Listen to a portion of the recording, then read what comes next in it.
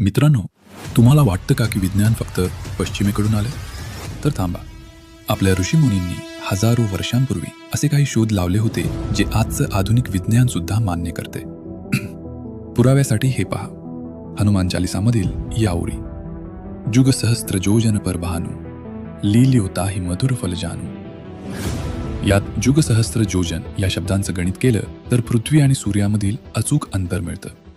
नासानं हा शोध लावण्यापूर्वी शतकानुशतके आपण हे वाचत आलो आहोत. इतकंच नाही तर आज ज्याला आपण प्लास्टिक सर्जरी म्हणतो, तिचे जनक दुसरे तिसरे कोणी नसून महर्षी सुश्रुत आहेत. त्यांनी हजारो वर्षांपूर्वी सुश्रुत संहितामध्ये कठीण शस्त्रक्रियांची पद्धत लिहून ठेवली होती. अहो, अगदी प्रकाशाचा वेग म्हणजेच स्पीड ऑफ लाईट सुद्धा आपल्या ऋग्वेदातील भाष्यात अतिशय अचूकपणे मांडलं आहे. जे ज्ञान आज आपण अत्याधुनिक दुर्बिणींनी मिळवतोय ते आपल्या पूर्वजांनी केवळ ध्यानातून आणि अभ्यासातून प्राप्त केलं होतं. आपला इतिहास केवळ कथांचा नाही तर प्रगत विज्ञानाचा वारसा आहे. हा वारसा जगापर्यंत पोहोचवण्यासाठी आपल्या चॅनलला आजच सबस्क्राईब करा.